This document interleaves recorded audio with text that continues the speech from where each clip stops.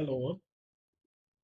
Yeah, this is going to be our 10th episode, and this episode is going to be completely different from the earlier episodes. So, which means this is a bit more complex system that I'm going to discuss, and this is about vibration isolators management devices. So, here we are going to discuss about a system has been under research for quite a long time, and though it started, the research activities on these kind of structures started in the early 1850s. So this particular system was earlier adopted in the defense industries, and till 1950s it was used by the defense systems. I mean, the uh, entities like army, navy predominantly, and this was under continuous research, wherein they finally were able to successfully come out with a product only in the early 1980s. So this is called shock transmission unit, or colloquially we call it as lockup devices. So these are specialized devices which are used in structures to enhance their resistance to dynamic loads.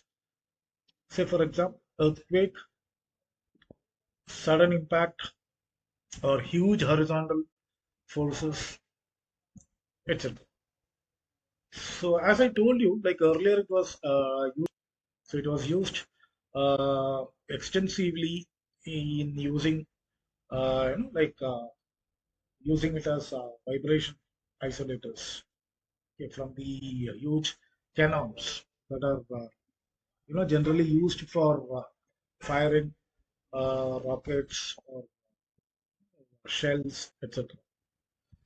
So there had to be a system that could reduce the recoil ability, I mean the recoil tendency of a cannon. So that is one of the reasons like they had adopted it in the defense. So as we discussed in the previous episode, where I happened to mention about the springs and dampers, and the purpose of using springs and dampers in the automotive segment engineering. So the very purpose was to uh, reduce or completely isolate the vertical reaction forces, okay, that the vehicle experiences whenever it rolls on a terrain, any kind of terrains. So similarly here, there used to be a huge vertical loads or horizontal loads depending upon the way the structure is mounted. These high energy had to be dissipated, or it had to be completely reduced or nullified. So that is the basic intention for designing and developing something like this. So this is called shock transmission unit, or in general we call it as lockup devices. So they act as a temporary rigid connection between the structural components.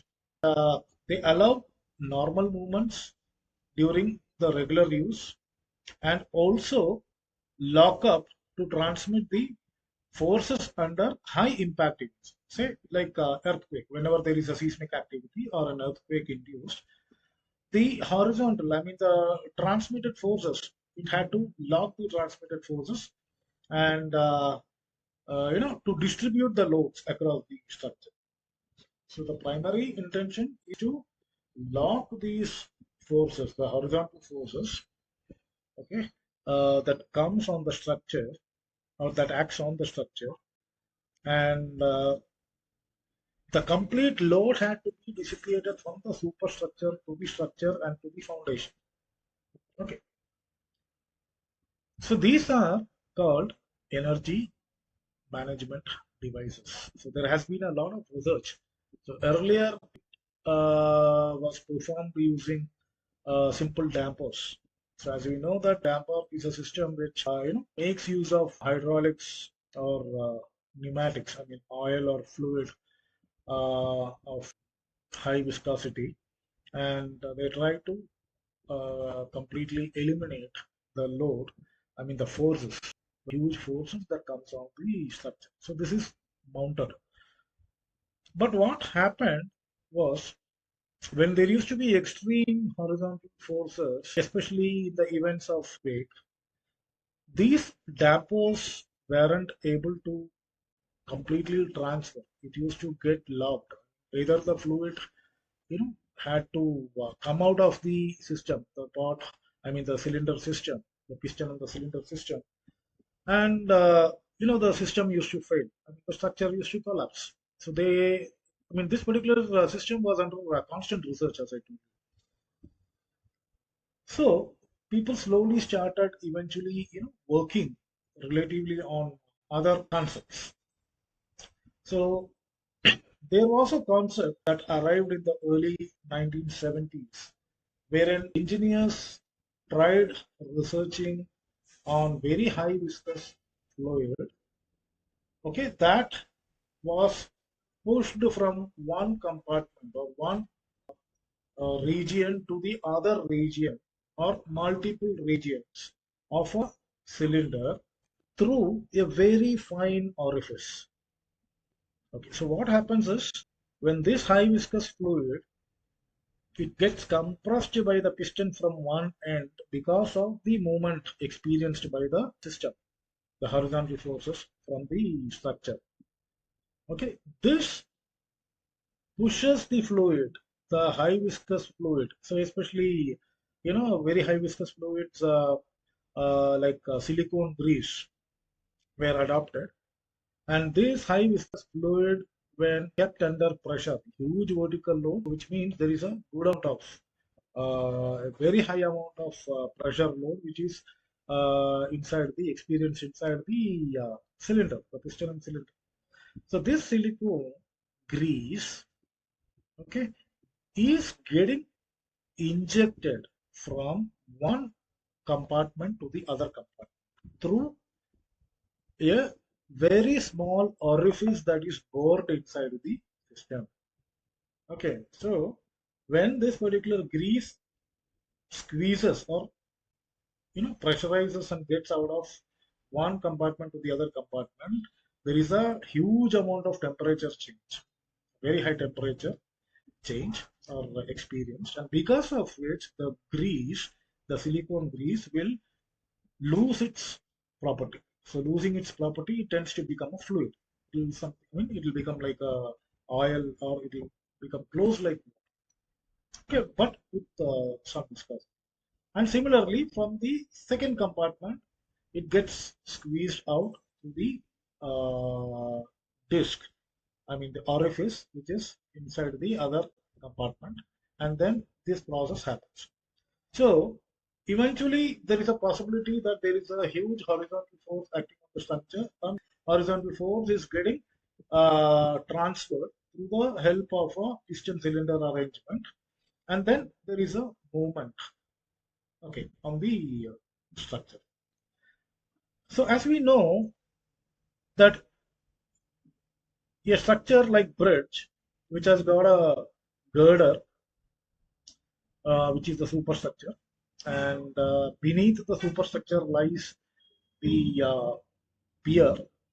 Uh, so we generally call it as a pier wall. So we can break it into two more segments. One is called the pier wall, pier cap, and then we have the pier wall. Okay, and then we have the pile cap, and under the soil we will have the piles. Okay, so now when the earthquake or the seismic load comes, so it usually comes from the ground. So from the ground, the earthquake through the pile and through the foundation to the pier wall, and through the pier cap to the superstructure on the top.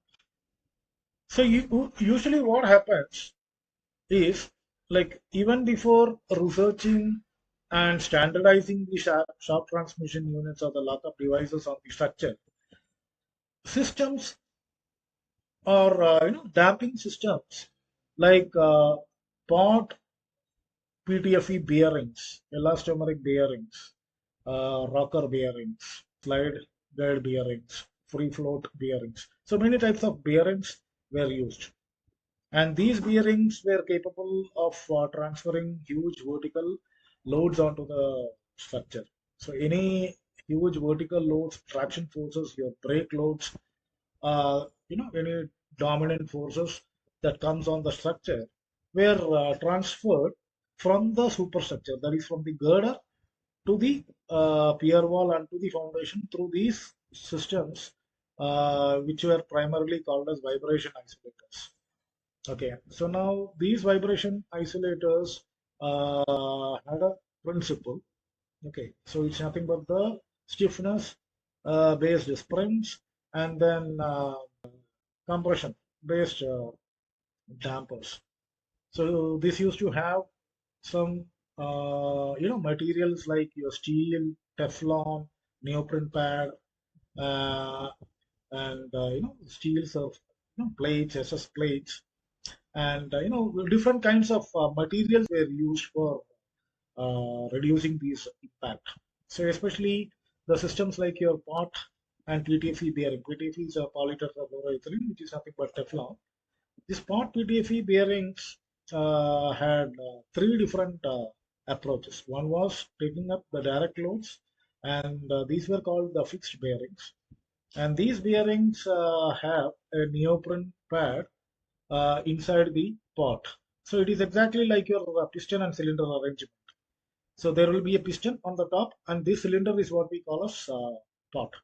And there will be a neoprene pad which is kept inside this pot, and the top piston, which is again that is mounted onto the superstructure, the girder, and the pot part, the pot component which contained the neoprene pad was mounted onto the pier cap.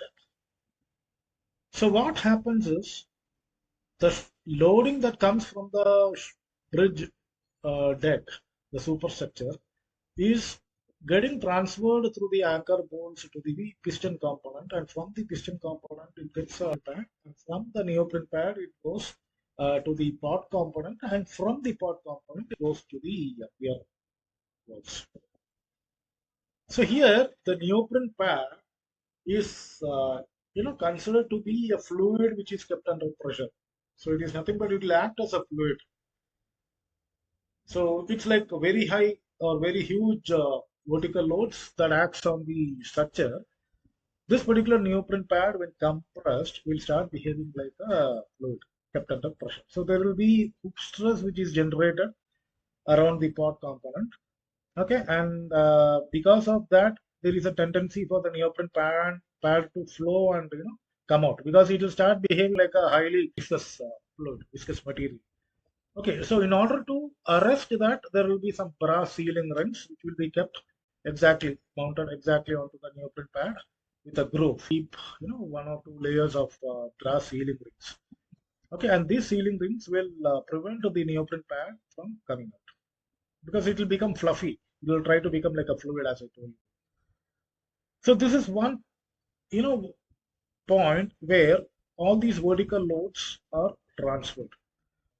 There are forces, the horizontal forces that acts because of braking loads or traction loads. Now these braking loads and traction loads that act on the structure has to be again properly transferred to the pier wall and to the foundation. So earlier what they used was the same PTFE bearing that was connected with a top sliding plate, and the edge of the sliding plate was again mounted with some non-linear material, and there used to be uh, a groove on the piston component. So earlier I told you there is a piston component, and that piston component will have a top plate, and that is connected to the superstructure. So here what will happen is this piston component will have a groove on the top, and that will be filled, that will be bored in a sense like there will be a groove with about some specific thickness, and inside that groove is a PTFE plate that is kept, a PTFE sheet. So that will be about some uh, 10 mm, 15 mm, 20 mm thickness depending upon the design. And now that particular PTFE will be dimpled. So which means there will be dimples inside that PTFE plate, and these dimples are completely filled with silicone grease. So now there is a purpose for this particular thing to happen. So as I told you earlier, in the case of the shock transmission unit, there was a lot of research going on, up to early 70s or 80s, and then they slowly started getting into viscous fluidics. So based on these viscous fluids, they arrived at a conclusion that these viscous fluids, when change its phase, okay, from from the grease to the oil, okay, there is a phase change, and eventually in this particular phase change there is a energy management, there is a dissipation of energy, and this dissipation of energy is like there will be a heat energy which will be dissipated. Now let us imagine if there is a very high stiff material which is kept inside the cylinder, and with a piston you are compressing it. What will happen? Stiffness will get accumulated, and the entire thing will become completely a rigid system. It will become a completely rigid system. Okay, so now here what we do is the grease which is filled on the dimples. Okay, onto that there is again a plate kept with guides. So unidirectional guide. So either it will be on the x-axis or on the y-axis. So depending upon the movement of the deck, the bridge deck. So there will be a guide, and this particular piston will keep rotating, keep moving, sliding within that particular guide, the top plate. Okay, so this is called a slide guide bearing. So similarly, there used to be a free float bearing. So which means the movements are calculated. What is the actual movement that comes on the bridge deck, and that movement is divided and it's equally distributed from the center line of the piston. Okay, so what happens is this particular piston will slowly move based on the need. So if the ship deck moves in both x-axis and the y-axis, this will be able to accommodate. But still, what happens is the dominant load is going to be the vertical load here. Okay, and there will be some amount of horizontal force, which is because of the braking loads or traction loads. So here, this is okay. This seems to be perfectly fine, and this seems to be okay. But what if there is going to be a sudden load or a horizontal load or a seismic load? Okay, that disturbs the overall system. So, which means if there is an earthquake, it's going to affect the entire system, the complete bridge from the abutment, and all the girders in between the abutments.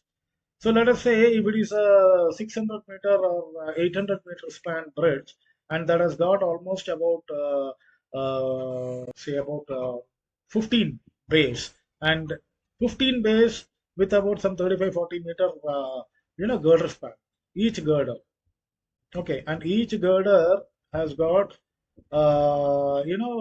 system where it is pre-stressed also. So there are some parabolic tendons which goes inside the girder, and there is a pre-stressing done from both the ends, and because of that pre-stressing there is a certain hogging, okay, on the girder. So let us imagine there are about some 6 or 7 huge trailers moving on the ship deck. Okay, let us imagine that each trailer is carrying about 2 compartments, the train compartments. So, which is which is definitely a huge vertical. Okay, now let us imagine one of the trailers. What happens is all the other trailers following that, the front trailer will also go for a breaking load. And because of this breaking load, what will happen is there is going to be a jerk induced. There is some inertial disturbance experienced by the superstructure. And this inertial disturbance has to be transferred from the superstructure to the foundation within a matter of time, that is seconds. Okay, but to do that, the system has to be different, because with this system, it cannot happen, because this particular system of pot PTFE bearings or elastomeric bearings or only bearings will make the system more stiffer. The entire structure is going to be more stiffer, and there will be a plastic deformation that comes because of the movements, the creep or the temperature, the shrinkage factors, and all these things when considered, there will be a plastic deformation and there will be a lot of stress induced inside the structure, and these stresses has to be relieved. Until these stresses are relieved, the structure is not come back to its system, the normal place or the normal condition. Okay, so that is the reason those locations or those regions where there is a extreme amount of horizontal loads or lateral loads experienced because of tsunamis or earthquakes, etc., etc., the complete system is adopted. I mean, the designed, or it is protected by vibration isolators, so dampers. And now these dampers are not going to be the pot PTFE dampers. Instead, these are going to be shock transmission unit or lockup device, okay, which will be completely, based out of high viscous fluids. Okay. So as I told you that there will be a huge cylinder, and this cylinder will have two different piston heads in either direction, and between these two piston heads there will be compartments, maybe about 2 or 3 or 4 or 5, depending upon the size of the bridge and the kind of horizontal force that's going to act. So what happens is, from one end of the piston head is connected to the vertical structure. Okay, so it will go to the superstructure, the bridge girder, and the other end of the piston head will be connected, okay, with a lug to the pier wall. Okay, so now one end is connected to the pier wall and the other end is connected to the superstructure, that is the girder. Okay, and we also know that in between two girders there will be an expansion joint, and these expansion joints will be connected using, again, neoprene, joint, uh, rubber. I mean, there will be an expansion material, and this will be again a system which is made using rubber, and this will be system that is designed for temperature creep and shrinkage. Okay, because when the temperature is more, the solar radiations are very high, that is going to expand. There will be a considerable amount of thermal expansion which is happening on the girder, because the girder is an entity or a structure which is completely filled with steel reinforcements as well as concrete. And apart from steel reinforcements and concrete, there are tendons, cross tendons, which is arranged in a parabolic shape inside the girder, and that is basically for stressing. Okay, so very large span girders, okay, are usually pre-stressed, and there will be a hogging.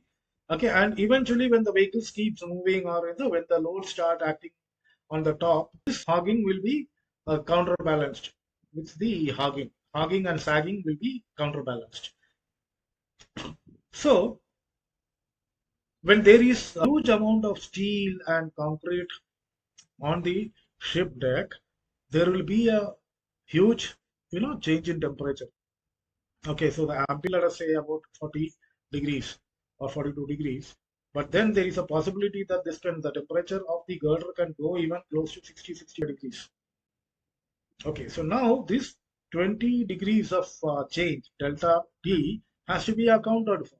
And now that has to be completely eliminated. So for eliminating that, okay, we know that because of temperature, the system can expand. So which means the girder will slightly increase. The the length of the girder can increase because of thermal expansion. Now, in order to accommodate that, is why there is a expansion joint.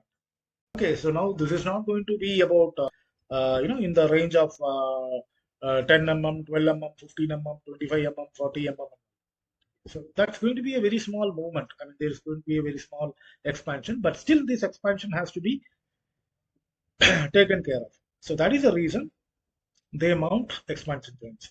So what happens is the connection between the pier to the superstructure, that is the girder, okay, it is taken care by the part and PDFE bearings in the earlier case where the vertical loadings are considerably high.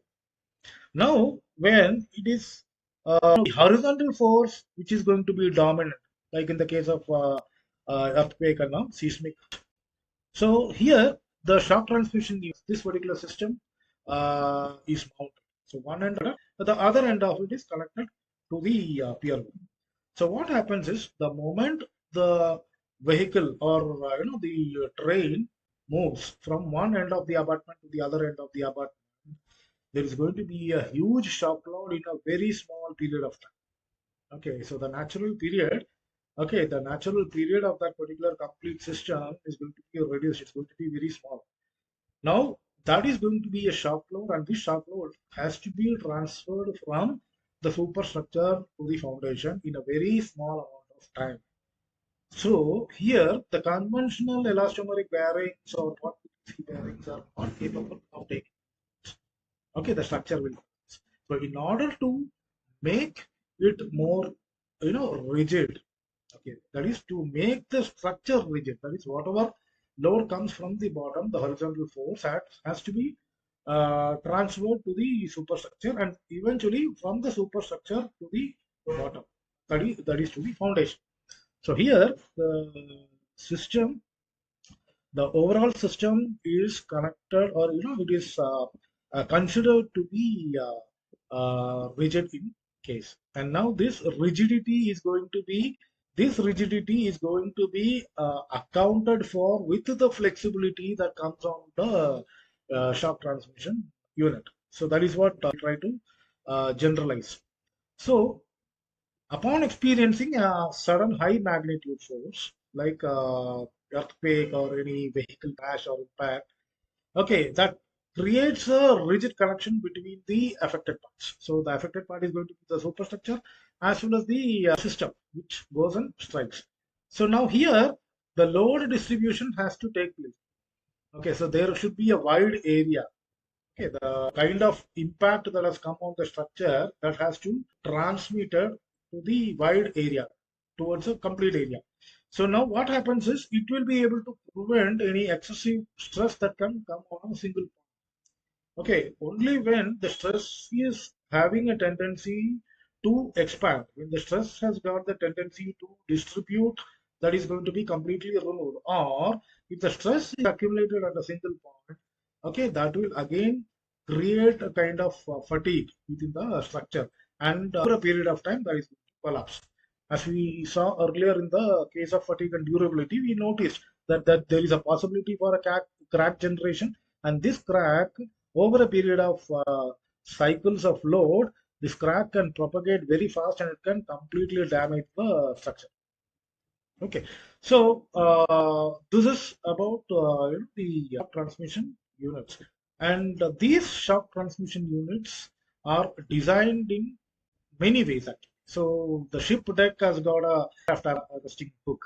Let us say a ship, and on the warship there are very high velocity craft that comes and lands on the ship deck, and there is going to be a huge vertical load and a horizontal force that comes on the ship deck.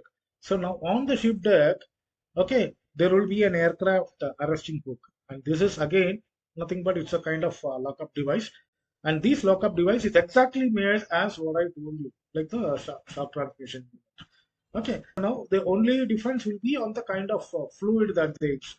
Okay, so in construction industries or in structural engineering, geotechnical engineering, they use silicone grease. And now apart from silicone grease, there are many other fluids, which is researched and found out that has got a very high viscosity index, the dynamic viscosity characters, and then it also has a good thermal, factors, thermal expansion factors. Okay, so those are used or adopted in different.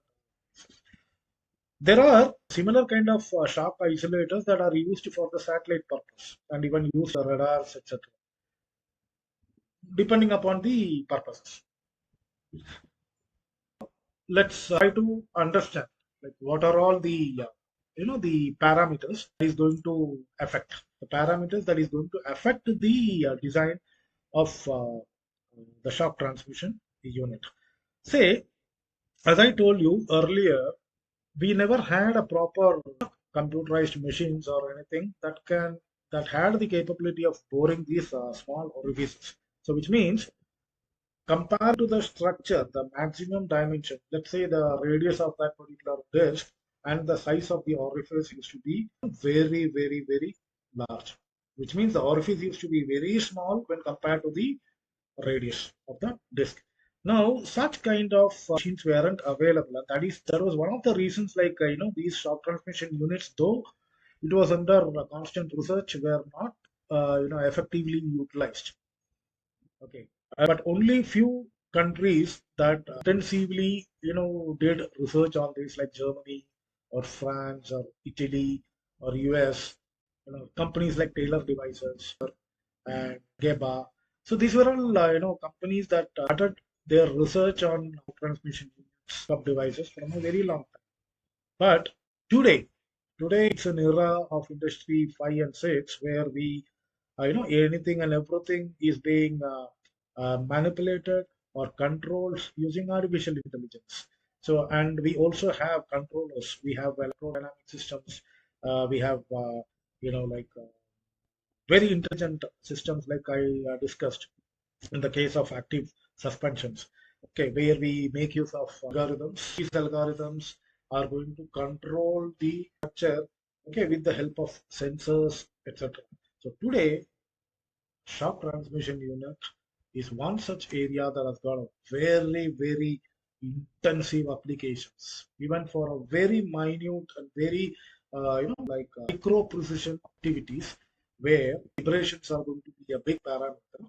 Even there, these kind of shock isolator.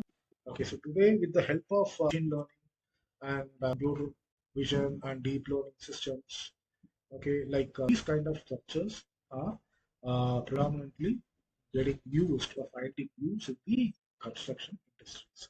So civil engineering, structural engineering, geotechnical engineering, transportation engineering, etc. Okay, so with this, I would like to wind up, and I would recommend you to kindly subscribe and share these particular episodes. It's not only interesting episodes because these are topics like which were constantly under research, and then it's very recently that it's been practiced, and many people they don't know, few of them know, and many of them they don't know, they are not aware of it. Okay, and those that are practicing on industrial buffers, buffers for nuclear power plants, etc., okay, they also will find a good acceptance from these kind of structures. So it is highly recommendable for you to go through some of the literatures that I have mentioned, and feel free to contact me for the other information. I'll be definitely ready to give you. And this particular topic gained a lot of interest in me only for a simple reason, because I have worked on this particular system very, very long back. So in the early 2000s, I used to be associated with a company, Sandfield India Limited, where we had collaborated with companies like Coalbrand in UK and Taylor Devices in USA, Grenner Engineering Company from Australia. And like we in fact have designed and developed huge bearings, part bearings, and I had a chance to deeply work with shock transmission units and very specific and very specialized bearings. And with this, let me and let me again tell you, please subscribe and share this episode to ask me up, and let people who are interested, they also get some good informations, and people who are really interested in this field will also be able to find that there is somebody who will be able to. Okay, so thank you very much.